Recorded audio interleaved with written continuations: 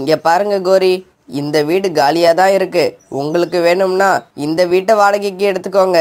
ஆனா வாடகை முழுசா 5000 கொடுக்கணும். அது ஞாபகம் இருக்கட்டும்.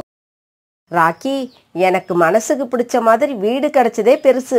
வாடகையெல்லாம் எனக்கு ஒரு பிரச்சனையே கிடையாது. அப்படின்னா இன்னைக்கே 2 மாசம் வாடகையே அட்வான்ஸா கொடுத்துருங்க. இங்க பாருங்க தம்பி, வாடகை பத்தியோ அட்வான்ஸை பத்தியோ கவலைப்படாதீங்க. இந்த மாச கடைசியில என்னோட வீட்டுக்காரர் ஃபாரின்ல இருந்து வராரு. அப்போ உங்களுக்கு இந்த மாசம் வாடகை அட்வான்ஸ் எல்லாத்தையும் சேர்த்து கொடுத்துட்றேன். கோரிக்காகத்தோட இந்த பேச்சை கேட்டு ராக்கி கிளிக்கு ரொம்ப சந்தோஷமாயிடுச்சு. இந்த உடஞ்சு போன வீட்டுக்கு 2000 ரூபாய் வாடகை கொடுக்கறதே பெருசு. இது சரியான ஏமாந்த காகம் போல இருக்கு. இந்த வீட்டுக்கு போய் 5000 ரூபாய் வாடகை தர ஒத்துக்குச்சு. அதனால ஒன்றும் பரவாயில்ல. நீங்க சொன்ன மாதிரியே இந்த மாச கடைசியில வாடகை அட்வான்ஸ் இது எல்லாத்தையும் ஒன்னா சேர்த்து கொடுத்துருங்க. இப்படி சொல்லிட்டு ராக்கி கிளி தன்னோட வீட்டுக்கு பறந்து போச்சு.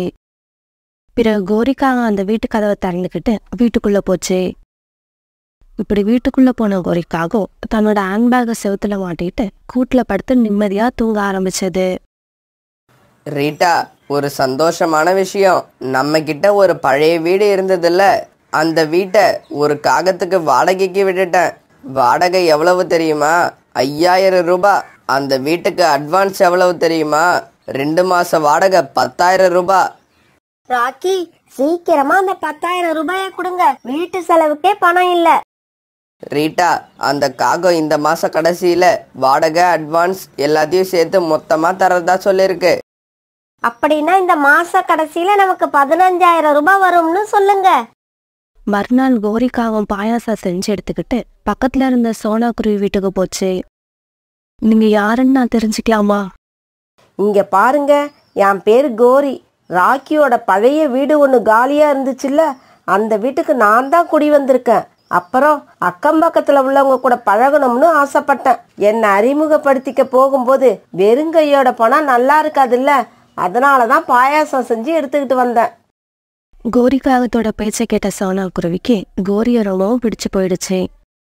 அப்படியா, ஏன் வாசல்லே நிக்கிறீங்க? வீட்டுக்குள்ள வாங்க. ஆமா, என் பேரை சொல்லிட்டேன். உங்க பேரை நீங்க சொல்லவே இல்லையே. என் பேரு சோனா. எனக்கு 2 பசங்க. அவங்க 2 பேரும் ஸ்கூலுக்கு போயிருக்காங்க. உங்க வீட்டுக்காரர் எங்க வேலை பாக்குறாரு? அவர் வெளிநாட்டுல வேலை செய்யறாரு. 2 வருஷத்துக்கு ஒரு தடவை தான் வீட்டுக்கு வருவாரு. அப்படியா?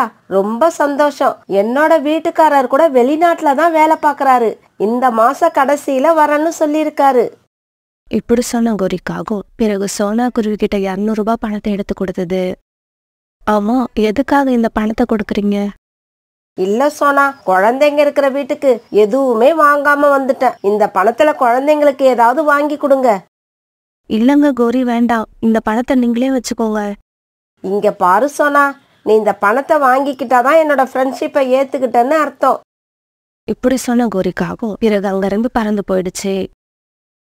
பிறகு சோனா குருவி கோரி கொண்டு வந்து கொடுத்த பாயாசத்தை சாப்பிட்டு பார்த்தது. இந்த பாயாசம் கோரியோட மனசு போலவே ரொம்பவும் இனிப்பா இருக்கு. உங்க வீட்டுக்காரர் வந்து சொல்லியிருப்பாரே, உங்க வீட்டுல புதுசா வாடகைக்கு வந்திருக்கிறது நான் தான். சொன்னாரு.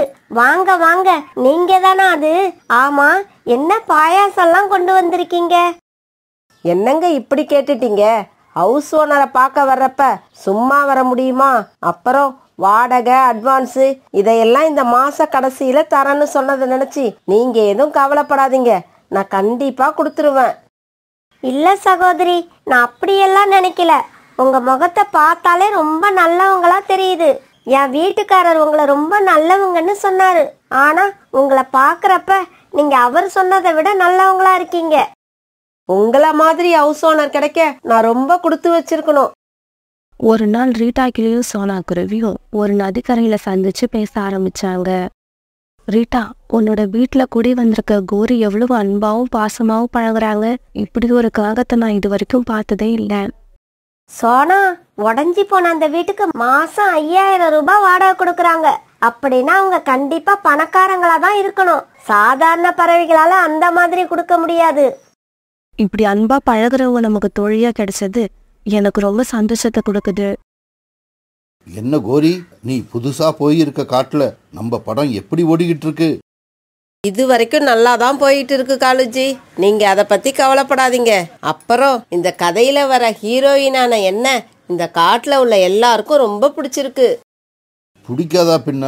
ஸ்டோரி, ஸ்கிரீன் பிளே, டயலாக் இதையெல்லாம் எழுதுனது இந்த காலுவாச்சே, அதனால கண்டிப்பா எல்லாருக்கும் பிடிக்கும். ஆமா, இப்ப எந்த சீன் ஓடிக்கிட்டு இருக்கு?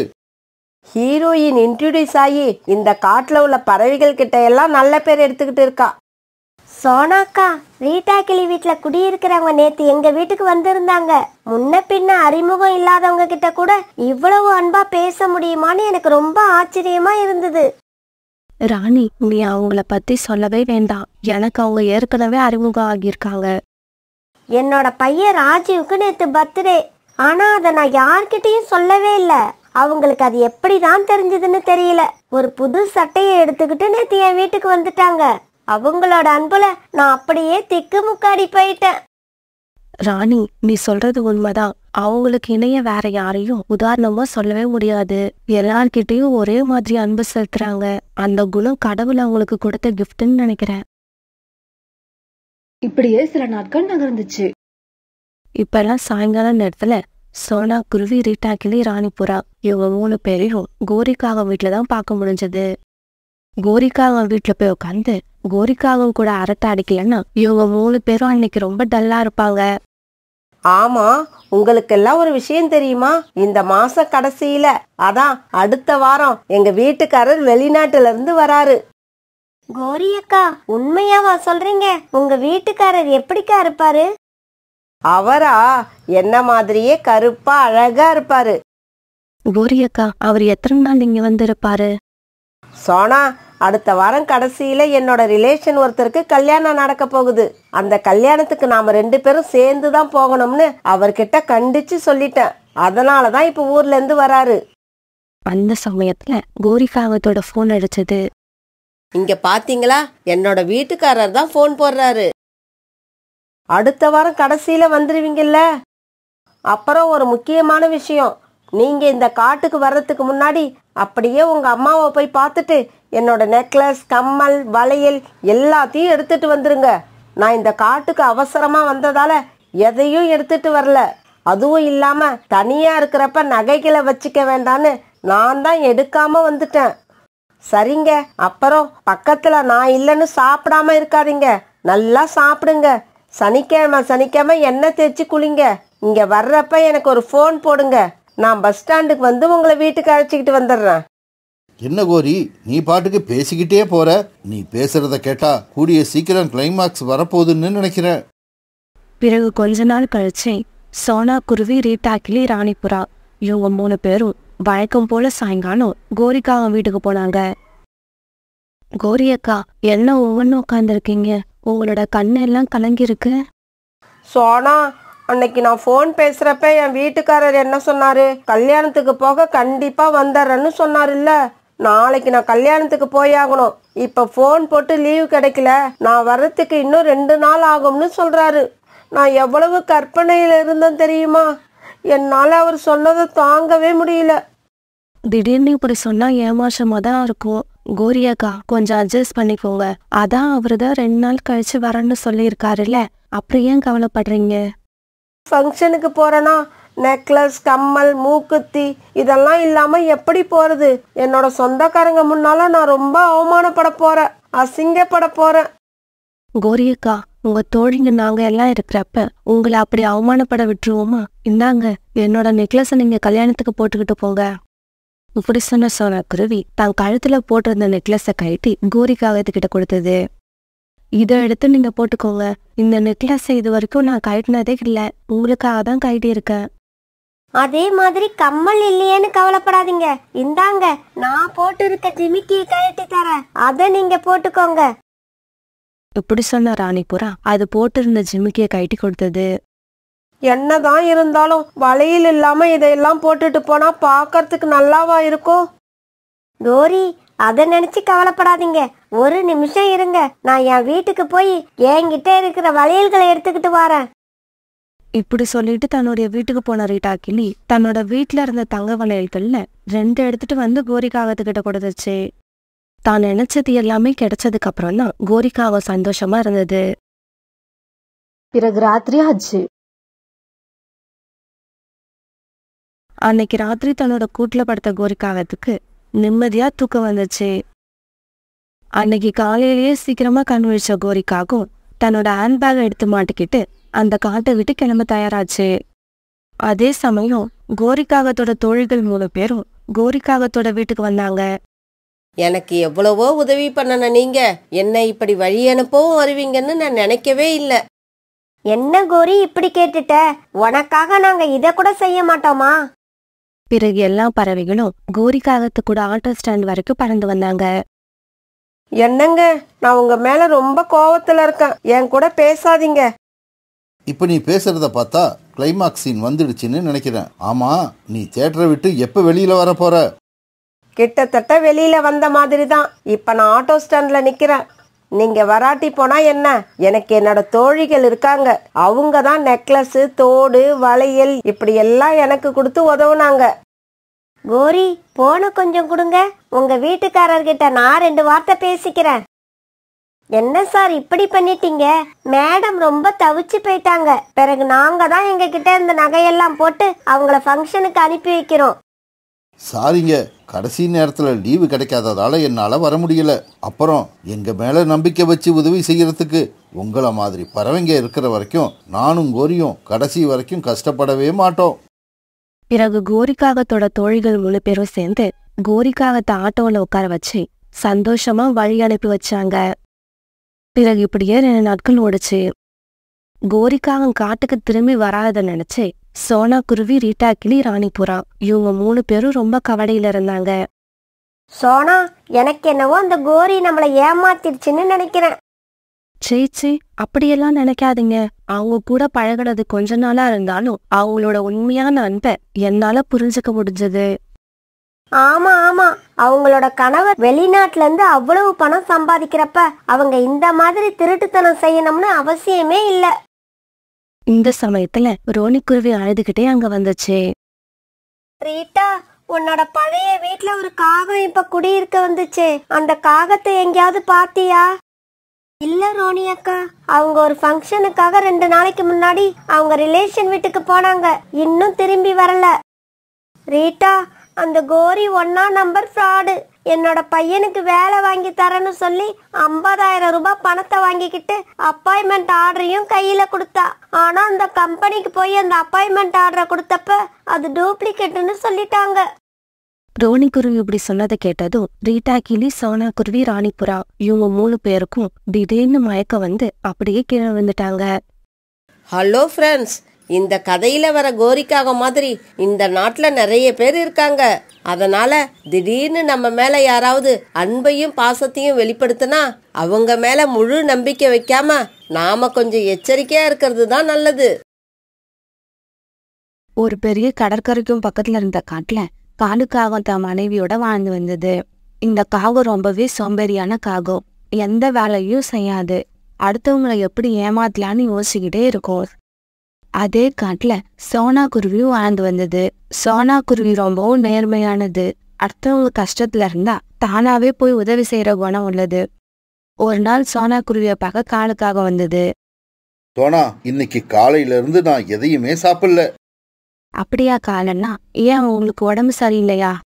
உடம்பெல்லாம் நல்லா தான் இருக்கு, ஆனா சாப்பிட தான் எதுவுமே கிடைக்கல.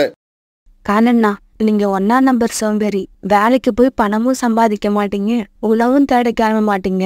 அப்புறம் உங்களுக்கு எப்படிதான் உணவு கிடைக்கும்? சோனா, நடந்தது என்னன்னு தெரியாம பேசாத. நான் உணவு தேட போனேன். எனக்கும் ஒரு இனிப்பான பழம் கிடைச்சது. அதை எடுத்துக்கிட்டு வீட்டுக்கு திரும்பலாம்னு நினைக்கிறப்ப ஒரு வயதான பறவை ரொம்ப பசியா இருக்குன்னு சொல்லிச்சு.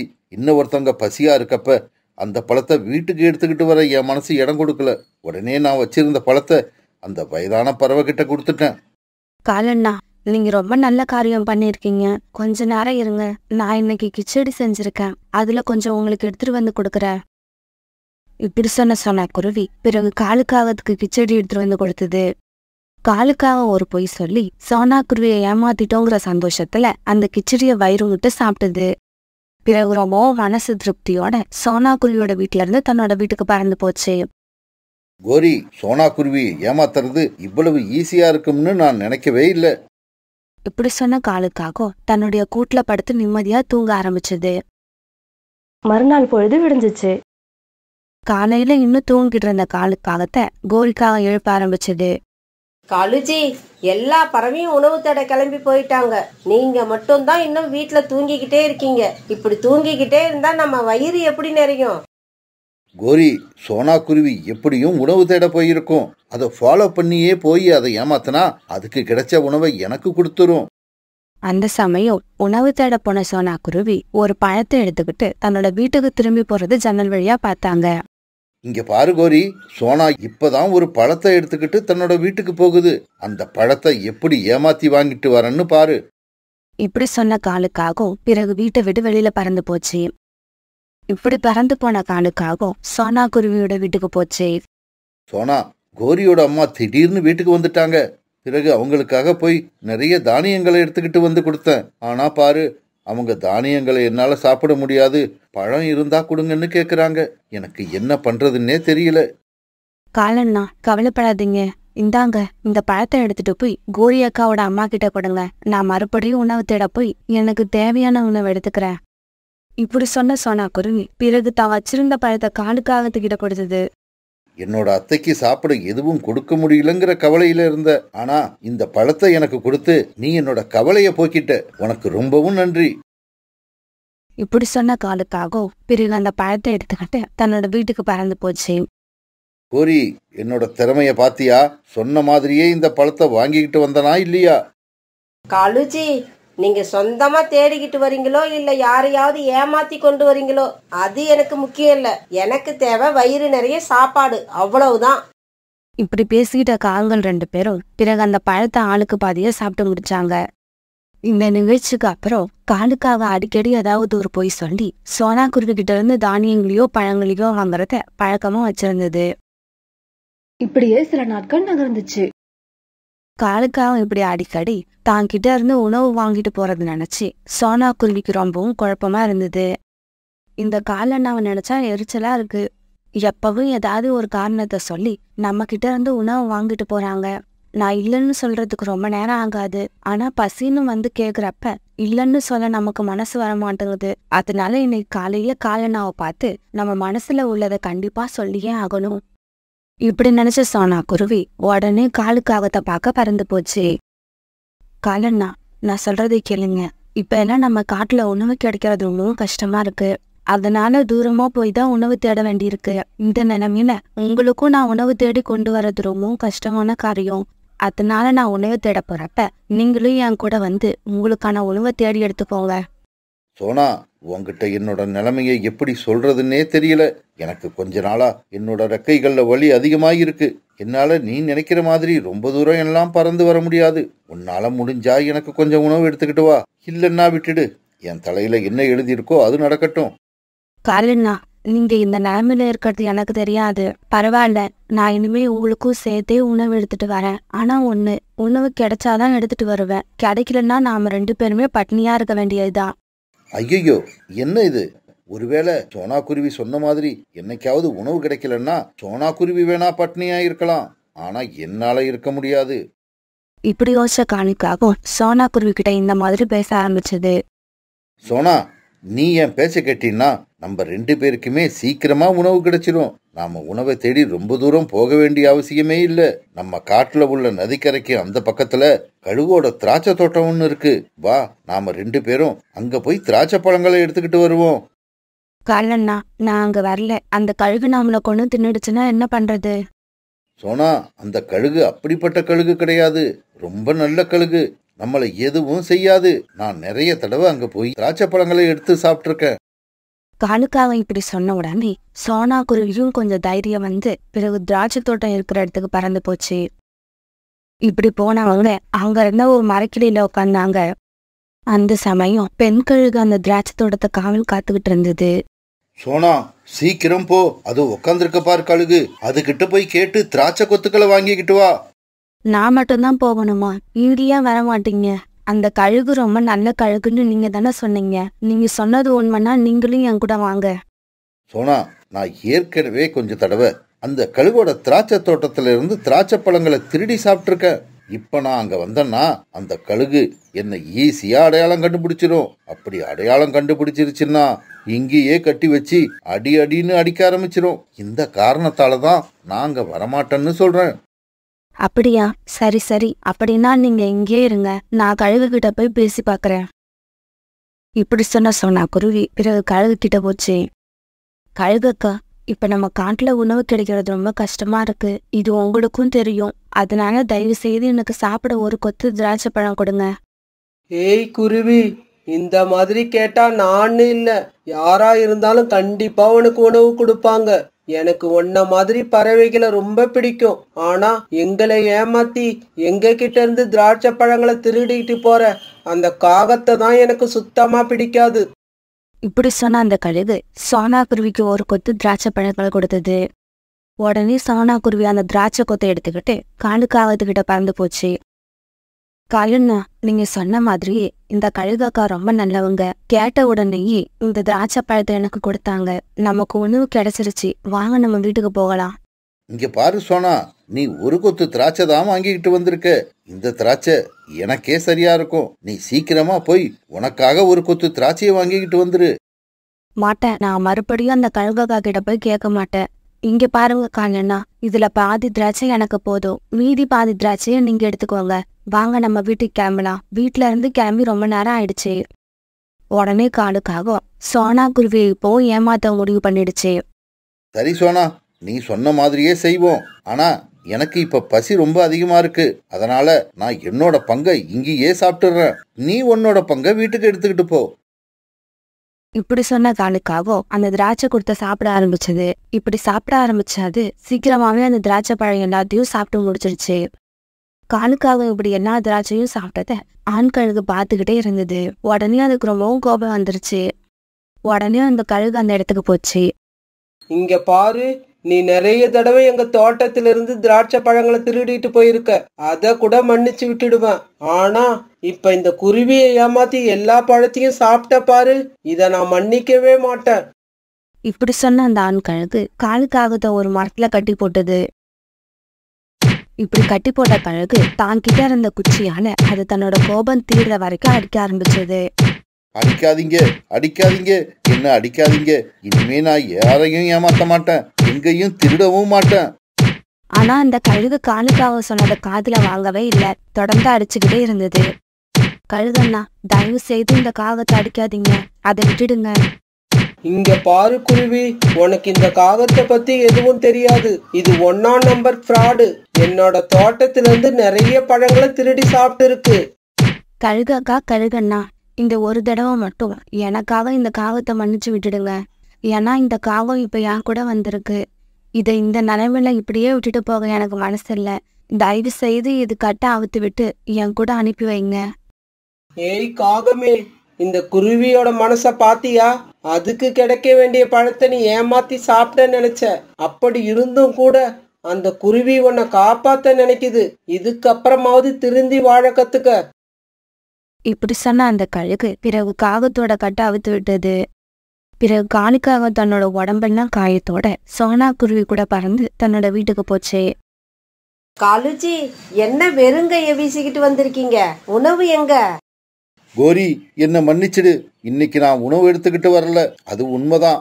ஆனா நிறைய பாடம் கத்துக்கிட்டு வந்திருக்கேன். இதுக்கப்புறம் நான் யாரையும் ஏமாத்த போறதில்ல, முன்ன மாதிரி சோம்பேறியாவும் இருக்க போறதில்ல. உனக்கும் எனக்கும் தேவையான உணவை நானே என்னோட சொந்த முயற்சியில கொண்டு வருவேன். கழுகு கிட்ட வாங்கின சம அடியில ரொம்ப நாள் திருநாம இருந்த காலுக்காகத்தோட மனசு இப்ப தெரிஞ்சிடுச்சு.